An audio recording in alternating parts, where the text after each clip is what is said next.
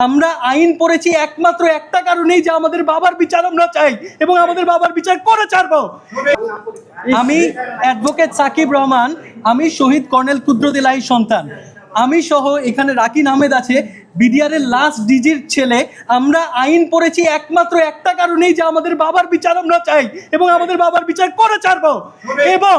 এবং আমরা অনেক কৃতজ্ঞ যে এই ছাত্র জনতার এই আন্দোলনের পরে আমার ছাত্ররা, আমি নর্থ সাউথ বিশ্ববিদ্যালয়ে পড়ে আমার ছাত্ররা আমাকে এসে বলতো যে স্যার আমরা তো পেয়েছি কিন্তু আপনার জন্য আমরা সবচাইতে বেশি খুশি। এবং এই সরকার যখন কিনা তদন্ত কমিশনটা করে নাই, তারপরে বোঝা গিয়েছে যে জনগণ কতটা তার মনে প্রাণে এই বিডিআর পিলখানা হত্যাকাণ্ডকে ধারণ করে। এই কারণে আমরা আজকে অভিযোগ দায়ের করছি এবং আমরা আশাবাদী যে আমরা এর সঠিক বিচার পাবো। এর থেকে আমরা 58 জনের বিরুদ্ধে আমরা অভিযোগ দাখিল করেছি, তৎকালীন প্রধানমন্ত্রী শেখ হাসিনা সহ। এবং আমাদের অভিযোগ খুবই সুস্পষ্ট,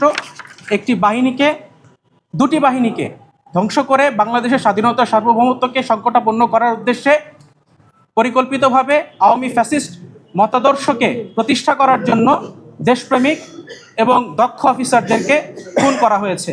তাদের লাশে আগুন দেওয়া হয়েছে, বেয়নেট দিয়ে খুঁচিয়ে তাদের লাশকে ক্ষতবিক্ষত করা হয়েছে, তাদের এবং তাদের পরিবারকে আটক করে জিম্মি করা হয়েছে, লুটপাট চালানো হয়েছে, তাদের উপর আঘাত করা হয়েছে।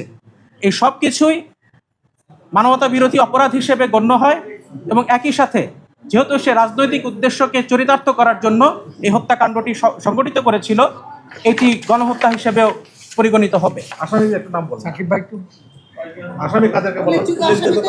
জি, উল্লেখযোগ্যদের মধ্যে আছে তৎকালীন প্রধানমন্ত্রী শেখ হাসিনা, তার নিরাপত্তা উপদেষ্টা তারিক সিদ্দিকী, তৎকালীন স্বরাষ্ট্রমন্ত্রী যেহেতু এখন নেই, তৎকালীন আইনমন্ত্রী সহ বিভিন্ন বাহিনীর যারা তৎকালীন প্রধান ছিলেন তারা, এবং আরও কিছু আসামি আছে যারা ওই হত্যাকাণ্ডকে এড়াতে পারতেন কিন্তু না এড়িয়ে তারা এক্সেলারেট করেছে। ওই আসামিদেরকে আমরা এখানে ইনক্লুড করেছি। সেনা কর্মকর্তা যারা আছেন, তৎকালীন ইন্টেলিজেন্সের যারা প্রধানগণ ছিলেন, দায়িত্বরত ছিলেন, সেনাপ্রধান ছিলেন, তারা এখানে হচ্ছে আসামি করা হয়েছে।